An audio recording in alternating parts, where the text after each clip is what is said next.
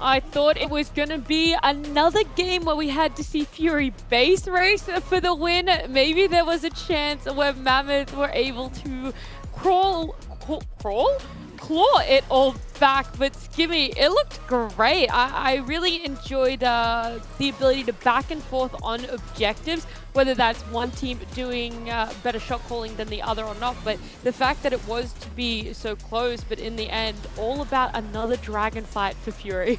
Yeah, it was another dragon fight. I mean, it really was a case of, you know, for Fury grouping up, clawing and crawling and crawling and Thanks. just really putting on like their, you know, their lobster or crab cos. I don't know. Look, I've run with a stroke too much. It's dead now. But ultimately, look, Fury, they played pretty clean. I mean, there were certainly moments where Thomas Hitter was getting a little too angsty with it and was like, yeah, I can 1v3, I'm fed.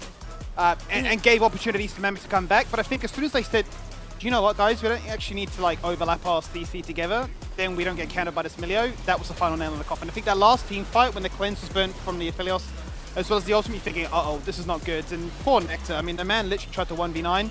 He was so strong. Yeah, just needed more teammates.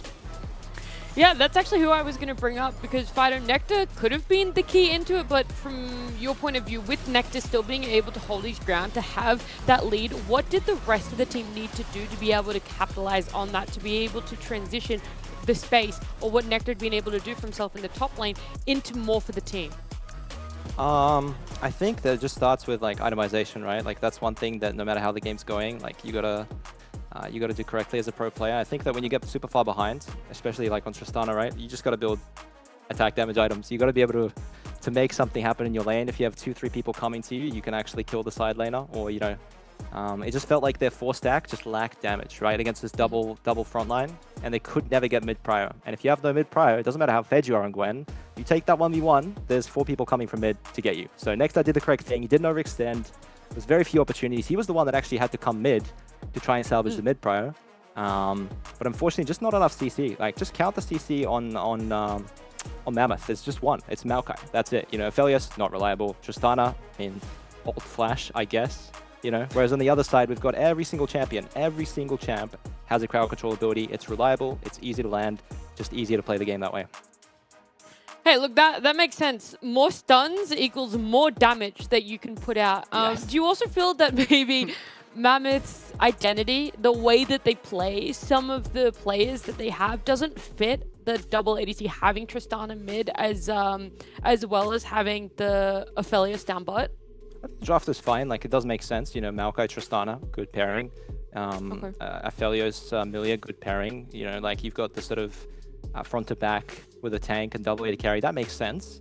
But then you have to look at the players as well. Like, are the players actually really good at the champions? And I think we saw a lot of, jumps being interrupted from EHOP, maybe a little bit of jitters, maybe a little bit of just not his champion. So I think maybe just put their players on comfort. Don't raise the bar of execution to that level. Like, if they don't time the buffer properly, you just will lose the game. Like, just give it a simpler champion, so that with the stage jitters, with the nerves, just something easy to execute. You know, Orianna Nocturne, thumbs up. You know, you can't go wrong with that. It's true. I like that you're outlining those champions, maybe some issues that they're falling into there on the side of Mammoth. And it was them being blue side. This was the side they picked for themselves. Now for game 2, Skim, there's going to be that change up. They're going to have to be on a red side now. There is still a chance for your prediction, well, for either prediction, right, between the three of us to be right here. But do you see massive change ups happening on this side of Fury? Or are you like, even though they were on red side, they actually got a lot of champs that not only are they comfortable with, but are quite in meta? Yeah, I think Fury are probably laughing to the bank, the fact that they managed to get all these champions on a red side draft. The first pick, Milio, already had Fido scratching his head thinking, what on earth am I looking at? And from that point onwards, I don't think he ever got any happier. So we saw an Udyr come out, we're thinking surely there's in. They say, you know what, now we want our bot lane pairing. And then it just sort of went down the line. You're thinking, yeah, it's just balanced. It's got stuns, it's got CC. Sure, that first pick, Milio, looks great, but then it looks great until it doesn't. So I feel like for Fury, they're probably thinking, well, we got the draft we wanted on the red side. That shouldn't have happened, so surely blue side even easier now. You would be thinking that, but we've seen, we literally just saw red side win, so it's very possible. I need you to be as positive as you can right now, Fido. What is the key, the recipe to make red side win for Mammoth starting from the draft? Well, I think I'm still sticking to my guns, 1-1. I think it could definitely happen. We saw some glimmers of hope. It's just, you just need to pick something easier to execute. Just pick crowd control, pick the strong champions early, pick like champions that can't be countered, you know what I mean? Like just please lock in Xin Zhao early and you'll win the game. You reckon that should have been the first pick for themselves rather than the Milio? You're like, what do you Yeah, I would love to see Xin Zhao. Or just pick like a good blind mid, like, you know, Tristana is a good champ. I'm a fan of Tristana as well, but like the meta right now is, you know, Corki Azir. Like if you can play Corki Azir, why don't you just play it? Like every region is playing it because it's OP. It's very strong. It matches with the other champs. So yeah, I'd love to see a bit more sort of standard power picks in the early stages of the draft. Did you play Tristana last split? Am I misremembering, or did you pick it up? I played too much of Tristana. That's a Fido It's like a champion. drug. Okay. It was what? Yeah. I'm going to name your top 3 right now. Tristana, Azir, Cassiopeia. Oh, of Bang, course, done. He knows. Done his research. This man knows. This man just knows. Kimmy's too good. But do you know what champ from the fans, our viewers at home would like to perma-ban but be okay with having on their team? We asked you guys, the question for this week is, I've already forgotten the wording off the top of my head, but essentially you ban a champion from your enemy having it. Yep. However, it has to be on your team. Yeah. So it's a champion that you're okay playing with on your team just so your opponents can't get their hands on it. I feel like Shaco. I feel like Shaco's one of those champions. It's so annoying all the jacking the boxes. You're running around, oh, I've been feared again. Cool, man. Nice champion. And then you're like, oh, but it's on my team now. I've got the cringe. Let's embrace it. Good on you, buddy. No. That's only good if you know you can play Shaco, because otherwise it has to go on someone else. What if Yeah, I've got it could go on Poltron on my random. team? It's game 5. Poltron, sub Okay, and mate. You're alright. playing Shaco. We've won worlds. Very true. It's true. That's so niche. Let's see though. Let's see what some of our viewers have put. Wow. We got my permaban Giga is none. Shows confidence. What a giga chat. It's true. It's absolutely true. Shows confidence, but you are playing at a deficit. You know, everybody else gets a ban. You're not using yours. You know, that's that's ballsy. That's confidence. I like it. Yeah, it is. It is. Hmm. Hopefully we have another submission here. Some more of our fans expressing to us. Wait, if I'm banning it, Yes. how is it on my team? Get out of here, Yuumi. Okay, I guess you could say that loophole that I'm banning it, so there's no way it could be on my team. They've exploited I it. wonder if this person would be okay now knowing the question better, that it has to be on your team. All I'm It's saying, like a deny ban, not so much a perma ban. all I'm saying is when Yuumi first came out, I'm pretty sure I did a duo game with Rusty. We're playing bot lane together. I hopped on his back and it was like, I think I've got like an order coming to my house. And I just like AFK for like 10 minutes and came back and I'm still just sitting on his back and he's like, I'm not happy. I'm like, oh, that's Yuumi. Did you tell him you were leaving, or was he also talking to himself? Look, you know me, I never shut the hell up, so I was probably in comms like, hey bro, BRB, and then just like would have just gapped, and then he would have been like, Skimmy, where? Skimmy? Hello? Are you back Hello? yet? Can I fight? It's been He's 2 not here. minutes. It's been 5 minutes. Yeah. It's been 10 minutes. Are you still here? I've Fine, already- we didn't ask you. What would your ban champ be? Well, it's definitely Brand. I think Brand is just completely busted in terms of grubs. What happens is I'm playing jungle, I'm being efficient, you know, I'm clearing all the camps, and the enemy team is Brand, and I'm coming to grubs. It's like 5:07, 5:06, you know, I'm fashionably late. 6-7 seconds. I just see the grubs have been slain.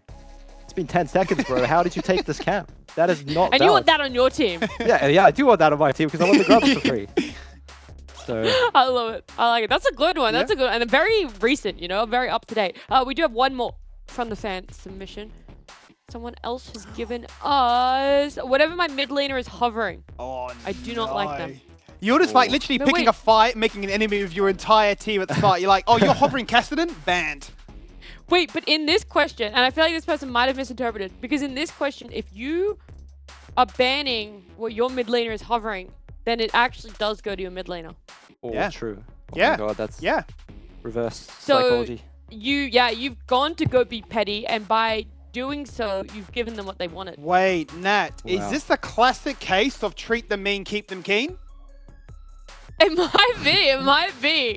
I hate you, Cassiopeia. Oh, what a surprise. The snake's in my lane. Cool, man. How did this happen? Wow. I'm so shocked.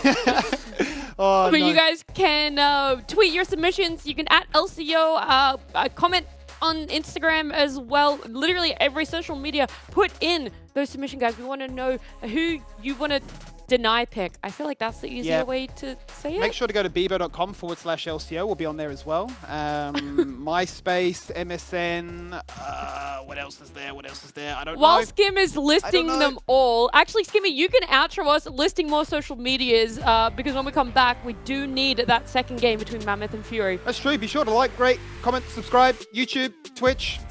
What else is out there? Just go to break. Just go to break. Just...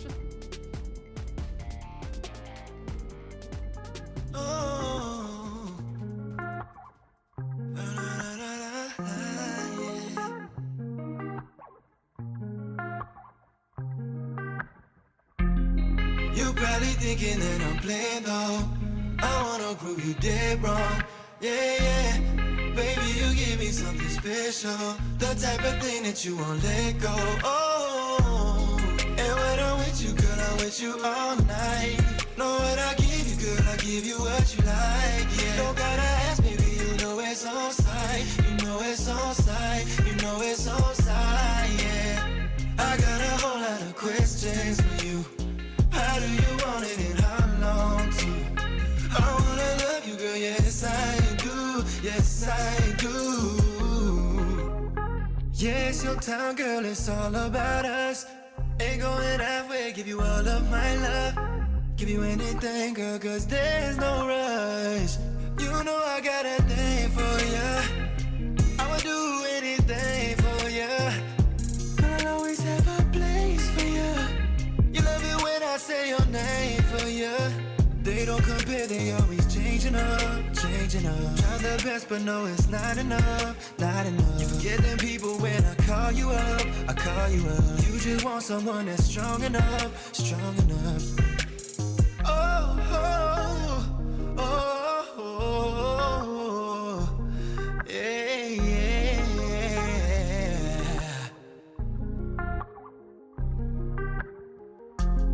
You probably thinking that I'm playing though. I wanna prove you dead wrong. Yeah, yeah.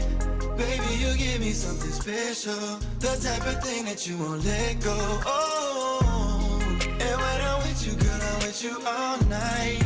Know what I give you, girl, I give you what you like. Yeah, don't gotta ask, baby, you know it's on sight. You know it's on sight. You know it's on sight. Yeah, I got a whole lot of questions for you.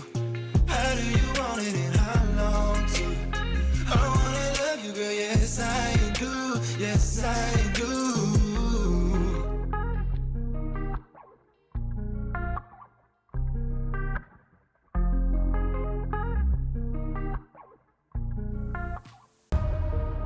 Here's the reason that Kevy's after becomes the Varus. Falls down on the stopwatch, it's carnage! They're all charged at his command! Oh, Kaboom! It's do or die! Back for the final time today as we really look to try and find a conclusion to this series. It's Fury up against Mammoth. Fury with the 1-0 lead so far with a pretty convincing start. You don't stay there, Fido. From the level 1 get-go, it was a case of Maokai, have fun. You're not going to be able to gank, you're not going to be able to jungle, you're not going to really be able to do too much. You can try and go to my lane and I will just 1v2 you. So I think we're going to see some differences this time around, given that Fury going to be on the blue side. I imagine the Udi will probably be one of those like responsive bands coming out of the Mammoth camp. Yeah, let's hope so. I mean, we saw in the first series they were quick to adapt as well on Kanga. They banned out the Rumble. And they didn't have much success against it. But yeah, I think game one really, that start of the jungle with the Maokai being completely starved, completely forced out of his jungle, giving away first blood, the props have to go to Rosie. I imagine that Coach Rosie probably did some preparation with Fury and helped them come out with that strategy. So we'll see if they've got anything else cooking up level 1. Yeah, for sure. I mean, it seems I don't want to say lackluster. It's a poor term, but like we've not really seen them occur too much this time around. I think when we had Talion last week, it was a lot of like, yeah, well, you know, it's all to do with the sort of champions that you have, and if you feel like you're strong enough level 1. But ultimately, it's usually led itself more towards playoffs, where people are a little bit more nervous. You take a risk, maybe gets in their head a little bit rent-free, whereas maybe the stakes aren't as high when you're playing online like this. Either way. Mammoth do lose their very first ban. Will be a trend that continues throughout the entirety of the split, given that they did give us a late roster submission. So that has been the consequence of such. So don't get too wigged out by the fact that they've missed a ban. It's only into Senna. As for Fury, though, yeah, remove away the Kalista and the K'Sante. Make sure that there is no sort of early game or any kind of pop-off potential there. Yep, there we go. Kalista, K'Sante, so that's still Lucian open. Velio's still open, Zinzal's open. Both the power pick mids are open. Corki is here.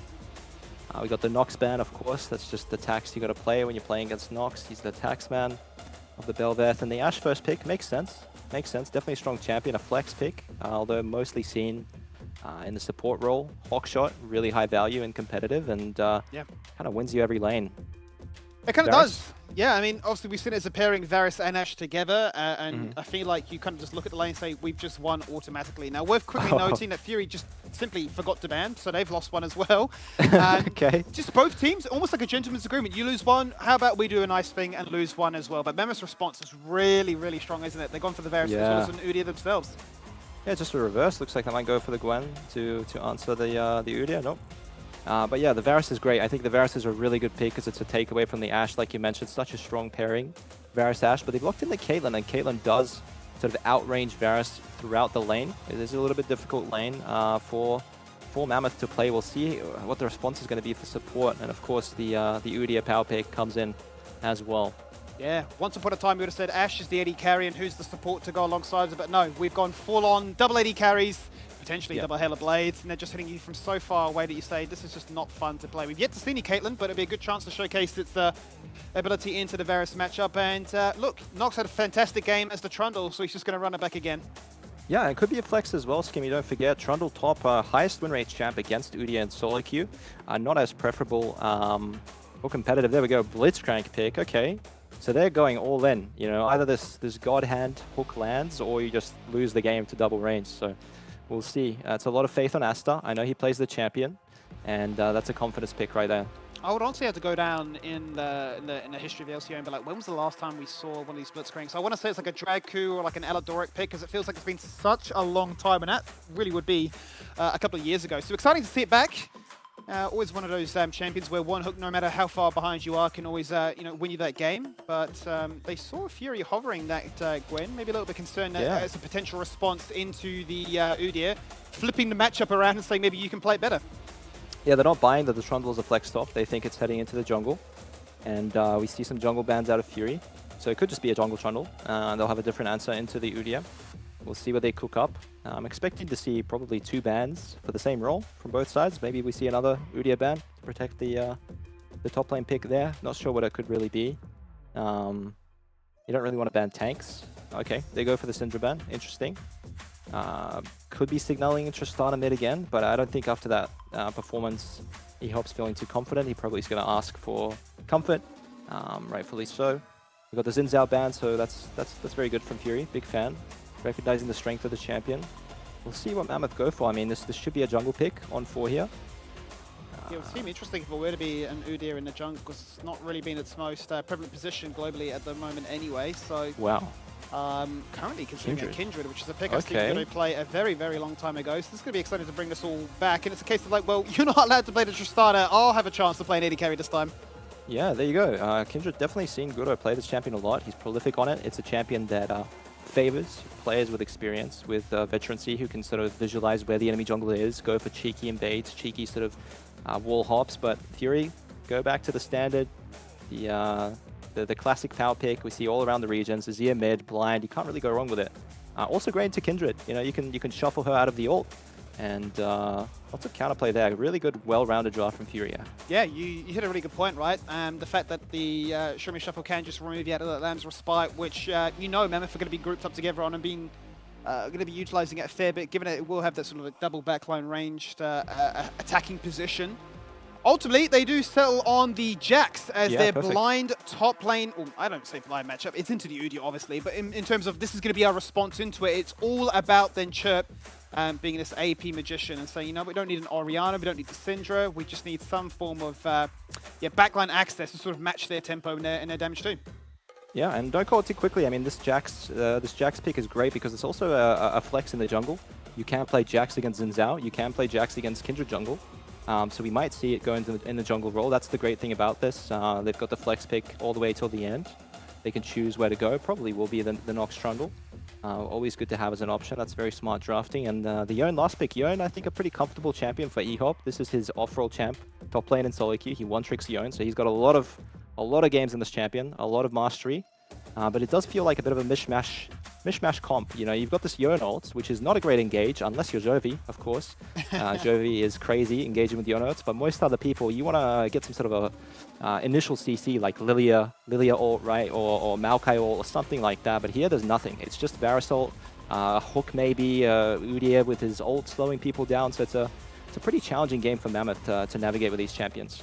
Well, the biggest thing for me, Fighter, that stands out above all else is the lack of distinctive damage type, right? It's just a bunch of AD champions hoping to really get the ball rolling nice and early, because really, where do you find that source of AP damage? A little bit coming out of Udyr, the hybrid nature of a Yone. Perhaps you say, yeah, sure, I'll support Blitzcrank, carries our AP damage. It feels a little bit wonky in that regard. So if they really put themselves in a bit of a timer to say, we need to hit a certain break point, or we kind of just get broken by play the steel caps. Yeah, 100%. But I will say, like, it's the same as the Kanga game, right? Where we're doubting the draft because there was a lot of champions without clear identities, without syncing identities. But if the players can execute, you can win any game, like we saw in the previous series. So we'll see. You know, if Guro gets an early lead on Kindred, if he does some invade shenanigans, if EHOP gets a solo kill, this is definitely a great matchup for Yone. Often picked as a counter to Azir. It's just the bot lane that's the big question mark. If the hooks are landing, then I reckon Mammoth can win. But if the hooks are missing, then it's going to be grim. It will be. Certainly one of those sink or swim champions is Blitzcrank. Feast the famine to say the least, but it's exciting. And that's what we want, right? You come to watch our region for the excitement, not because of the Faker-esque mechanics. You come to have a bit of entertainment, a bit of a laugh, and a bit of fun with your friends down under. Let's load into the Rift then for the second matchup of the night, as Fury will look to get the perfect 2-0 again. As for Mammoth, they'll be looking to try and salvage some points, at least one, as we saw in the other series. And that really is all it comes down to, right? A single point could be the difference between you making top 6 or not. Yeah, I mean, you come to the region to watch for fun. I come to the region to watch for the Twitch chat copy past us. We are prolific, one of the best in the world, I'd say. The best, arguably, non-biased opinion. So we'll see what Twitch chat can cook up for this game in terms of sending the energy to the players. I know the players do watch the stream afterwards, and if you guys send positive messages, it actually does help. It gives them motivation to grind and play because they feel supported. So good on you, Twitch chat. And pretty slow early game here. No shenanigans, no invades. Nox solo starting Wolves like an absolute Chad. No leashes required. And Guro going for the efficient clear with a red buff, pathing down. It certainly is. Nectar also deciding not to do anything crazy with this Udyr, right? No level 1, no kind of invades. A little bit harder to do, you'd say, in this matchup as opposed to what was seen rather in the first game. So he's just going to trade in a 1-for-1. Look at bot lane though. Finder being ever so aggressive. He's already found himself down at 50%. Yeah, that was a little bit off the mark there. It was not very close, but still a good trade for Fury. That's what we said, just the range here. You know, the Blitzcrank gets one hook. We can see he's missing a little bit of mana, so that's 0 out of 1 hooks landed, and it adds up. You know, 2, 3, 4 hooks in. Ooh. A little bit risky, but again, you know, that's 2 hooks. He's only got 2 more, and that is completely out of mana. I love how this is one of those champions. It doesn't matter like how experienced whatever you are. You're always like, oh, is it gonna happen? Like you're giddy, like a young kid in a playground again, right? It's always a case of like, is he? No, he's missed it, right? So I'm excited to see how that one can fare, because laning wise, you can certainly be pretty crazy, but late game, that is my concern, right? Is how do you engage? If it's not going to be EHOP with the Fate Field, it's like a flash hook. You're banking all your bets on that. So, as you quite rightly say, though, we have seen Weird and Wacky before. We saw it earlier today. It has worked in their favor. Let's see if Mammoth can make it work as well, because right now they have a massive wave to deal with. Yeah, and we also have to talk about the Jax pick. A really great Jax game into EHOP, into the Yone matchup on the side. Good matchup for Jax. Great into Varus, great into Kindred. Here we go, Junglers collide. Do. Hook goes out, doesn't connect. That's not good right now. 0-3. You're keeping tabs on this one. I'm sure you are. Findo, he's just going to keep the zone back with good vision reveal as well, and make sure that Hooper can keep farming up an absolute treat, getting what? Headshot stacks, getting gold, and not really under too much threat, because if you look at every single lane, it is Fury with Proro. They're pushing. Yeah, they are pushing, and we said that the ease of execution is on the side of Fury, so it's up to Mammoth to make plays happen. Obviously, some of their laners are in losing lanes. They're playing against double range bot, they're playing against melee versus range mid, so they do have to wait kind of till after the first base, once they get their ultimates, to make stuff happen. Well, this is looking like them trying to make it happen. 0-4 now as Guro comes in. Actually flash pounce to try and make it happen as well. It's getting low. They're going to flash to commit this one. Triple flash in the bot lane, and now the throw overextended. Hooper is going to keep them interested as much as he can. They're going to lose vision though. That's where it gets a little bit awkward for Nox. Do I go in? Do I not? It's still a 2v3. Remember to burn everything, but they do get first blood. Well, there you go, Skimmy. You can miss 3, and then once you hit 1, that's it. Everybody forgets about the first 3 hooks, and you're the MVP of the game. Blitzcrank's kind of like being the main character, you know? It's very satisfying to play if you can finally land the hook. It is a lot of commitment in the bot lane, you know? Ashe did use her sums, Ashe did pay with her life, but Hooper still has his sums, Nox still has his sums, whereas Gudo, Asta, they're all missing it. So the next sort of 3v3 skirmish involving mid-jungle sup is going to be really hard for Mammoth to navigate. It certainly will be, and especially if the Parving favors the jungle side of Fury to be in the right place at the right time, that they can look to try and make something of it. But as it stands right now for Nox, he's just going to go top side, grab the Scuttler for themselves, make sure that Nectar has nothing to pick up as he has pushed in that wave, and just looking to spot out where things are. So a ward will go down, the second spawning of the blue buff will be kept in check, and in mid lane is where the action's at. Chirp in trouble right now as Asta comes in, tries to go for the knock-up, Chirp flashes away, Fino smokes it for the team, gets knocked up then by the Yone, is forced to flash away his E-Hop, but still slowed by the totem, but there is no punish, and that's twice now they've gone in and not been made to pay. I mean, E-Hop almost paid for that missed hook from Ashtar. That's when, like, you're point blank and you just... You know, those are the hardest hooks to hit. The easiest one are the hardest to hit sometimes on Blitzcrank. So, yeah, Mammoth making good plays, good tempo. And look at the wards as well, always investing into pinks. He's got that ward on the enemy blue buff from Nectar, taking us a turn to get that vision down, secures the Void Grubs. And, yeah, Mammoth definitely have the momentum, although not particularly the gold lead. No, Goldie's still, you know, in a position where it's not going to be the most broken open. But I think in terms of Gudo, what he's after, right, get as many of those marks as you can, get some early tempo on the map with obviously the Void Grubs being acquired as well. I feel like if he's not ahead, if the Kindred's not able to just jump into your face, yeah, your comp kind of feels a little bit awkward to try and navigate. Yeah, definitely the range is favoring Fury, and obviously the Jax Counter-Strike blocking, or rendering 3 champions useless in this game is also a very high value pickup. And top lane, we always look at it and it always seems He's on. Slither away from dying. Ghost, flash, just going to be a single trade. Bot lane, no, look what's happened here. Duck's fallen on down. He's been slowed by the double attack of these 2 ranged bot laners. And yeah, I mean, what more can a Blitzcrank do than try and hook them off you and really hope? Yeah, and that's not good, right? You're playing the lethality Varus. The champion doesn't really scale. You want to play a good laning phase. And when these kind of little deaths happen, you see the CS deficit grow more and more. It's what the Caitlyn wants. We'll have a look. So Asta, I mean, it's not even Duck's fault. Oh, he gets the hook. What happens here? So he got hit below. He gets hit by a trap and dies. Oh, okay. Yeah. Yeah, so he was holding his Q there. Yeah, the Varus was trying to hold his Q there to wait for the Caitlyn flash, but Caitlyn didn't flash. And yeah, just well played from Hooper. Not panicking, not pulling the trigger too early, and gets the outplay. So nice 2v2 from the Fury bot lane. We had doubts about them, right? Findo first, second week coming in. Here we go, Duck 1 in trouble again. Duck is in trouble. He's got no flash. He's burnt the Ghost, but where are you going? You have to try and fight your way out of the situation. Unfortunately, it is just not possible. Hooper picks up that kill. He'll be feeling pretty happy about how things have turned around in what, last couple of minutes, quite honestly. Yeah, a bit of miscommunication there, you know. Asta going for a roam, but his AD carry not playing respectfully enough. The wave was pushing back into Duck 1. He could have just waited, but chose to step up a little bit too far and got punished. Tomasino contesting Crab 1v2. Yeah, man knows no bounds. It's just like, yeah, cool. I'm not the Udyr anymore, but it's not going to stop me from going forward. It's the Counter-Strike. There is the second Scuttler. Gudo picks up that one, but it's still looking to try and find their target. Nectar is the focus. He's going to just merely run away from the Trundle Pillar. And yeah, not going to be able to find much more on this occasion. Yeah, big point there is that Trundle does not have ult, and Nectar obviously has a lot of armor. The Tabby's providing value against both Trundle and Jax, and it seems he's potentially dead. It's a big heal close coming to in. falling and down. Just a single Trundle, rather a single Turtle shield was enough to keep him up. They're going to go for the dive. Nox may dive for this one. Tower's ramped. Oh no, we've seen this before. Do not tell me this is deja vu. It happened before. Will it happen again? Tomasino surely hit the Counter-Strike. He's dead.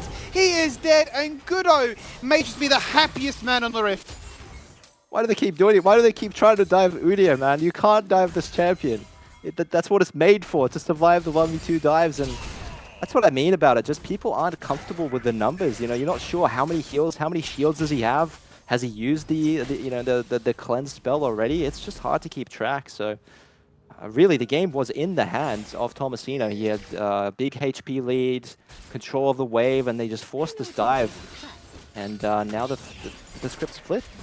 I think, yeah, for Tomasino, it almost surprised himself with the amount of damage he did in that trade and realized, hang on a minute, I've actually got lethal here. The shield came out, the comms to Nox was like, cancel that recall, let's dive this guy. Oh, wait. We've literally been played by the same fight that worked in our favor last game. I think we'll look at the replay, we'll see how Guro reacts, because we had this exact same situation with Kanga, and it was Invictus on those Krugs on Graves. We'll see how fast Guro reacts. We'll see if he reads for a couple autos in the Krugs, or if he just gives up the camp immediately and runs to help his teammate. Let's have a look. So he's doing the red buff right now, Guro, ready to cover the dive, and look at that. Not a single auto attack on the Krugs. Just running straight to the play, ready to flash ult if he needs to. Wow. And perfect. Guro, that's the veteran TV experience. He knows that every single second matters when covering dives like this. And what's the difference, quite honestly? Look how low Nectar's HP bar was. It really was the difference in that occasion. Hook close, but not close enough, as Guro's going to pick up some more of those Void Grubs, and really feel pretty strong about their chances. Now, Fury, with this in mind, they're going to say, we had to go for another dive. We failed the first one. Surely this time we win out, as E-Hop's going to TP into this one and look to try and equal things up. But no, Nectar's here instead. And they go for the fight. They're going to find a little bit more success. One's going to fall on down, but it's a 1-for-1 so far. Across the wall goes Hooper, gets no aggro on the turret, so he doesn't really care. He'll say, well, I'll go back to my usual business, which is just to get as many of these turret plates as possible. Yeah, I guess Asta thought that Nox was already dead, so he kind of just left Duck 1, but Duck 1's playing Lethality Varus, so once his abilities are blown, he's really not a champion. Ends up being very favorable for Fury. You know, that's TP committed from Nectar. I guess Guro was able to catch some of the wave, but it seems like Varus is walking top lane into Jax, which is very interesting because that is hard to win. And Chirp has no ultimate as well. Now, I don't want to sound crazy, but I feel like I saw that used at the chicken camp. Now, I'm not sure what's gone on there, but either way, that's a question for another time. This is the replay. This is the dive that never really works as strong as they want to. Good CP, Asta. Help your mate out. Where are you going, mate? He's just left him alone. Duck 1 paid the price, and a great hook here. No flash on Hooper, but I wasn't looking at the map, but I think E-Hop was just so late to rotating here. He really wasn't matching his lane. If he came a little bit lower, could have picked up a kill on Hooper there. Simply is one of those games, isn't it, where timings have sort of been the biggest talking point of you know, who's come out ahead and who's the quicker to respond. Now, top lane, Tomasino is going to be I don't know about this. Pretty careful here. He's in a 1v4 situation. It's Jax. Nobody's here to back him up. He's got a TP from his teammates, but he can hit a counter strike, he can trim the wave, he can look to try and dodge at these attacks. He can leap away, but he gets fate sealed upon and says, maybe that's a little bit too much to bite off. For a second I wondered. But this is a Mammoth team who have all the stacks of the Void Grubs, so they can siege. If they get a kill, they win twice. Yeah, I mean, I was doubting that decision. The Varus is just so weak. How could the Varus max Jax even in the 1v2, 1v3? But they send all 4 people, and that is enough to get the trade. I think this was actually a smart call because they relieved that losing lane, the bot lane, right? The Varus splits, don't have to play that lane anymore. They get a tower back, they get a little bit of gold. And yeah, overall an even trade, but I think very smart from Mammoth because they got away from their losing lane. Still though, Fido, we look at the gold lane and say it's still 21k. What an ult from downtown into mid. Knocks rocks off, hits a charm and says, Chirp, take that kill. His first of the game. And look, and Azir getting killed this early. You're going to feel pretty happy. And Trundle is a great tower taker, right? So that's a very high value kill there. They get a majority of the mid tower. This is always the hardest tower to break on the map. And Asta going for a flash hook. A little bit wide there. That's the flash on cooldown. But we do have to say, you know, a lot of the ults are missing for Team Fury. So perhaps Mammoth can take the momentum in their hands, play for this Rift Herald. There's no Ashe ults. All their ultis are coming out. They've got the top tower, so it should be their objective to take. And surely they feel strong enough, knowing that you know, Guro and Chirp are equal on gold for the most fed in this entire game. Guro right now, what, 3-0-2 with the bounty on his head. This is exactly where you want to be as a Kindred and a Conqueror. We're thinking, how does this function? Well, if you can be aggressive like this, leaping on forward with the, 4 marks for the first evolution of your abilities, then you're thinking, yeah, chances are very hard for Fury to try and answer us back despite some of their ranged mismatch, like the Caitlyn, like the Azir. So we'll have to see how they do decide to set up for this one. Still, another 10 seconds before the Herald comes into effect. And it could be a quite nice overlap, right? If they win a big fight or manage to burn some summoners, you then got another dragon to look forward to in less than 60 as well. Absolutely, and I'd love to take a look at how many stacks Guro he's gotten this game because I feel like he's secured a lot. He's had a great game on Kindred. I'm going to pick off Findo, but don't have the numbers in this area. Should just be taking the Rift, perhaps giving the Dragon, and maybe even playing for top tier 2. 3 stacks okay. of Goodo as well, so he's only 1 step away from fighting. finding it. Right, he needs to kill on towards Nox. But he knows they're strong, so let's just start up the Herald. Let's just bait a fight out. Yeah, interesting. Okay, we're going to have both teams brawl on the Rift. Not wanting to trade for the Dragon. Ooh. Close up there, but no benefit for that one. So, I mean, the Herald is in a little bit of confusion. Are we fighting? Are we not? Are we going for this? What are we doing? You've got EHOP and the rest of the crew. Okay. They're going to try and hold the Asher mid lane, but Blitz. actually you try to Crystal Arrow. The Chain of Corruption then comes out as a response. Lambs will spike. Backline TP. Hooper's found the first. And that's before we fight. In looking at Church, he had the most disgusting Shrimmer shuffle, but decides to play it safe, decides to regroup with the rest of his team, and they'll take 2 for nothing. Yeah, that was a little bit weird. He was standing in the Kindred ult, the Blitzcrank, and then just walked out of it and died. Maybe he got Pillar knocked out of it. We'll have to have a look in the replay, but yeah, really good fight for Fury, just pulling the trigger, knowing that Blitz has no flash. Asta using that for the attempt mid lane to get the kill on Nox. Now pays a big price for it. That might be both objectives going the way of Fury if they just quickly make their way over to the Dragon. But Goodo, with the experience, trying to be sneaky, trying to take it away, and might be successful. If he's successful with this, then they certainly do establish something. But let's start it off with how this replay will begin. Yeah, it just seems all over the place. EHOP is not even close to fight. Nectar's hitting the Rift Herald, and then Asta just walks out of the Kindred ult because of the Trundle Pillar, and EHOP's left in no man's land. He was looking for a flank, but once your team's losing the fight, you really have no way out.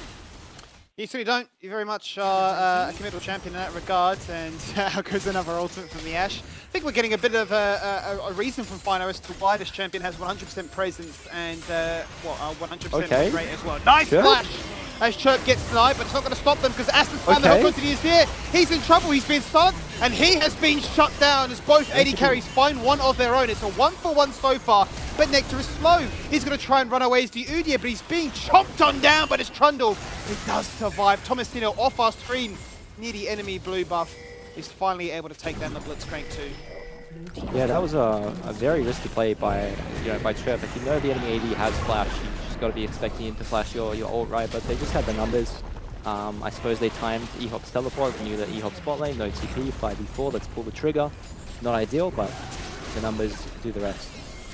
Another charge, a little bit greedy here from Trundle. He might actually get rooted. Greedy from Viper as well. He stuck around from this one, but he hasn't managed to EHOP! Caliber net himself at a harm's way, but this time, what an ultimate onto 3 members! And EHOP acting as a tank and says, look, there you go, boys. Goodo, get a double kill, and we're back in business. Wow, what an absolute monster. That was a great ult, and pretty much nobody had flash there in that 3-champion stack. No Caitlyn E, just beautiful by EHOP, finds the window, moves mid, and gets a triple kill. That's exactly what Mammoth needed. So Duck 1, he's feeling comfortable. He's got 2 people around him. Great flash, fast fingers, and it's really not worth for Azir to do. And a beautiful hook as well. That's the main target. Chirp has the most gold this game. Dies before the fight starts, and most importantly, yes, they lose a few people. Nectar not dying is a huge deal here because EHOP, he's getting wave spot, he's denying wave spot, he's getting the bot tower, and he's pretty happy with what's happening on the map. He saw Tomasino also betting the flash to make sure he wasn't going to get knocked back by that blast cone. He was going to get that kill confirmed onto Asta, which is a nice heads-up play. But I mean, my God, what a response. I mean, that is the TP, which actually gets a little bit of value compared to some of them we've seen tonight, right? He's come in with a point to prove that you have no summoners, and I will punish that fact, and we will get something. Now, my only concern is it does feel like this is Goodo's game to win or lose. Very much like it was Nectar's on the Gwen last game. 5-0-2, surely the most fed still for their team, but is there a concern that, it's too many resources funneled into one member? Well, I think if you want it on anyone, it would be Goodo, because he knows how to win the game, right? He's a veteran. He's seen these types of games before. He's played from these positions. And Chirp, no flash, by himself top lane. Could have been in trouble there if Mammoth actually committed. But they decide the risk is not worth the reward. They're afraid of the mid push. That Varus getting Ashe ulted on mid wave. One thing to look at is this is the lethality Varus that took Ghost into Ashe ult. So he's very vulnerable. Yeah. Whenever he steps up on the wave, and the Ghost really doesn't give you that much value unless you're playing on hit. Nectar, 1v4, pretty comfortable. Here's Udyr. Feeling very comfortable. But Anulia Perhaps cannot maybe survive this too much. comfortable. Maybe a little bit too comfortable. He recessed into that chair and thought, oh, what a good time to sit down to stay 30 seconds and think about my next fight. Ultimately, there's nothing really for them to get as a result of this one. No objectives are spawning. They're about another 90 seconds away. But look, Fury going to say, well, that works for us, right? We've removed the Udyr. Yeah, it does look like Fury kind of more on the same page with each other. The communications are coming from everybody. They're able to paint a clear picture. Okay, we got numbers here. Let's pull the trigger. This guy's by himself. He's making a mistake. Let's pull the trigger. And Mammoth are kind of on the back foot. But I think the burden of execution is still there. Mammoth players are good at their respective champions. So we'll just have to see some individual brilliance from them to win this game. Well, we've certainly seen it already this game, and that is a point to celebrate, right? They've been attending to these lanes as much as they can, constantly keeping Fury to push them back before they decide to group up and try and make their fight work. Okay, cool. Yeah, Baron has just spawned, and I'll be curious to see if Goodo and Co look to try and bait Fury into another fight. Yeah, and Varus, great purchase. Edge of Night, no cleanse on him. I think that's the best item he could have possibly bought in this game. Does delay his mana mute a little bit, but a small price to pay to stay alive on mid waves. Fury pushing for Baron, but they don't have the numbers. Jax is bot lane. He has TP. There's not great TP wards. There is that one on the side of mid lane. Mammoth kind of threatening Baron, but you do have a lethality Varus. Doesn't do too much, so I don't think Fury are particularly worried about this Baron being started. And yeah, Mammoth's just all over the place. Some people basing, some people not. Duck 1 is by himself on the mid wave, 1v4. I think this is awkward because Mammoth have tried to bait a fight that Fury said you'll never actually go for this. There's no way you ever start the Baron. So we just got a turret in mid for free, a split push and bot prepped for free. Mammoth are like, what do we do here? So they're going to all in on this play. Hook, knock up, stun. Chirp is dead. Why was he there? We'll never quite know. But still, Fury find themselves inside the base. They got the Azir turret to disengage to, and then they've got Tomasino still. And look at Yone. Yeah, but then Yone's doing the exact same. Yeah. There is a TP available on Jax, but yeah, I would love to see eHop just keep hitting this base. Nobody's coming towards him. He knows the dragon is up. He's a little bit too scared. Perhaps they try to rush the Baron. They've committed a lot of resources to bot side here, have Fury. So this could be a Baron start, but they do need Yone to hit the Baron. There's not enough damage from just Kindred to solo it alone, and there's no tank, right? There's Blitzcrank, sure, he's a frontline champ, but he doesn't regen health. He doesn't have a shield. So he's quite low already. And Hooper... There's the face check, there's the hook, Fate sealed again, and they found their pick, they removed Nox! As the TP comes through from Chirp once again, still find ourselves in a 4v5, they've yet to have a proper 5v5, but the Baron has been delayed, and perhaps that is the silver lining. I was very lucky, you know, if that hook slightly to the right hits Hooper, I think he's still flashed anyway.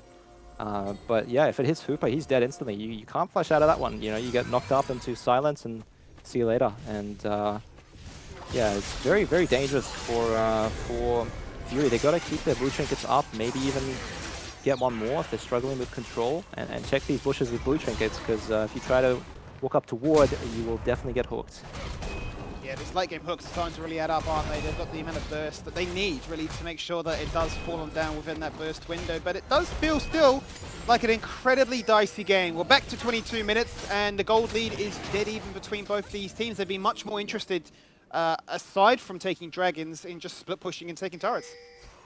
Yeah, and I think you have to keep your eyes on this Yone Azir matchup, because I'd say this is probably the strongest point for Yone. They really need to try and match Yone into Azir, because one, he has sustain, right? He has double lifesteal items, so he can take a short trade into Azir, then heal back to full.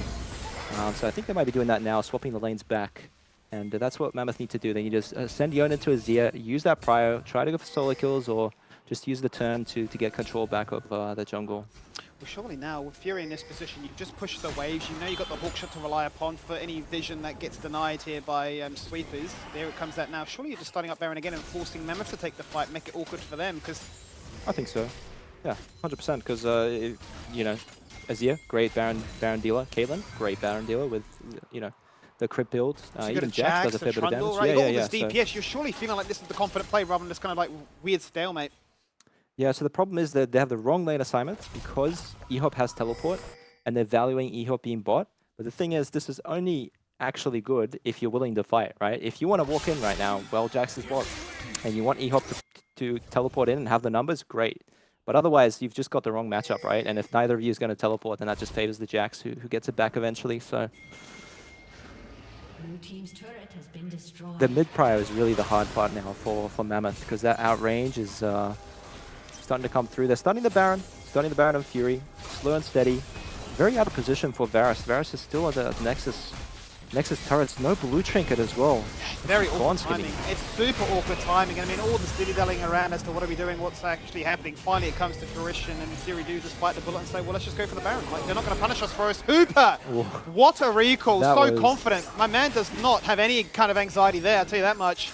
As Chirp, however, might be in a spot above. I have Thomasino to rely upon if he just paths himself up. Emperor's Divide goes out, flash across it goes Okay. Kudo. The hook is there. Does he Does he win? hold his nerve? He just stands. He says, I know you're going to hurt that Lance Oh, fight the Ashe. inside of the Ashe ult from base. They continue to press on forward. The heal. That sidestep on the Fate Shield. He's running away. But the Soul Unbound clips him at the very end. So now the fight breaks out on a more even affair. Is now it knocks.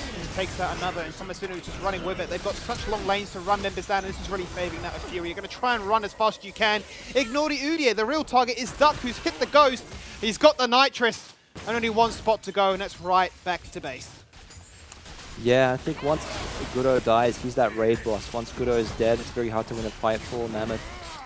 And well played by Chirp. He sort of, from Fog of War, just predicted that Kindred would go on him and preemptively ulted. So that was good mechanics from him, and Fury get a lot out of that. Discipline and a good chance for them to answer back. They snagged the Baron. They found themselves another turret, and they've really denied Mammoth from finding too much value of all these Void Mites. It all starts with Chirp There you being go. called. Yep, preemptive ult. He's out of the bush, doesn't see the Kindred, expects her to jump.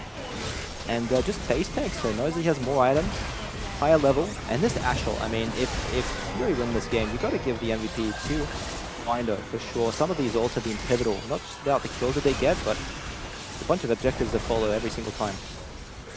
It's been pretty clutch, and there's the big reason, once again, as the Whitest Champion just does not get to see the day of light. It's a little bit too strong, accomplishes a little bit too much, especially when an enemy carry champion is this strong in a support role. Even after multiple nerfs, something has to change. In with the hook, Okay. but that's not The the target they want. They've taken a tanky Nox. Uh, He just hits the Subjugate. Actually, no, the Subjugate just come off cooldown, so now they actually can hit it now. They can be tanky. no. Look at Thomasino with the counter strike, with the Fate Oh, Shield. E-Hop. Who can get the better multi-man stun? E-Hop dashing left, right, instead of playing a game of Tetris on my screen, but he can't assemble the perfect block. He has to fall on down. Inside the Lambs of Spite, they all give each other a hug. They get a bit of HP. They life leech as much as they can. But Thomasino's had enough. The Bruiser boys are back. Yeah, wow, what a close fight. That was a very sick ult by E-Hop, but I think it just comes down to at the start of that fight, not Chain CCing off the hook on the Trundle. Nox wasn't willing to flash, but didn't get punished for it, and that's an ace, essentially, for Fury. Blitzcrank, not much to do for Asta, and looks like they'll be taking the win. It does look like that is the case. It was a much closer affair here in game number 2, but ultimately Fury stands strong. They held their nerve, they kept it together, and in the late game they closed it out once again. 2 back-to-back 30-minute bangers. But Fury, they're the real winners. They walk away with a perfect 2-0. Yeah, happy days for them. That's, if we don't count week 1 with the subs, that's 4-0 for Fury, so they're basically undefeated with this iteration of the roster. I think they've shown good understanding of the meta, good adaptations. It's obvious that Thomasino was not ready to play Udyr last week. He picked it up, he used the time off to learn a new champion, and it's paid off in spades. That certainly has some new champions, some new ideas, but ultimately a familiar result for them. Another W as Fury claim all 3 points here in the standings and look to bolster their position really as they're hovering around the middle of the table. But with this intact, they'll have to wait forward to next week's, or rather tomorrow's games, I should say, to see where it all shakes up. We'll bring you the full breakdown of game number 2 right after this.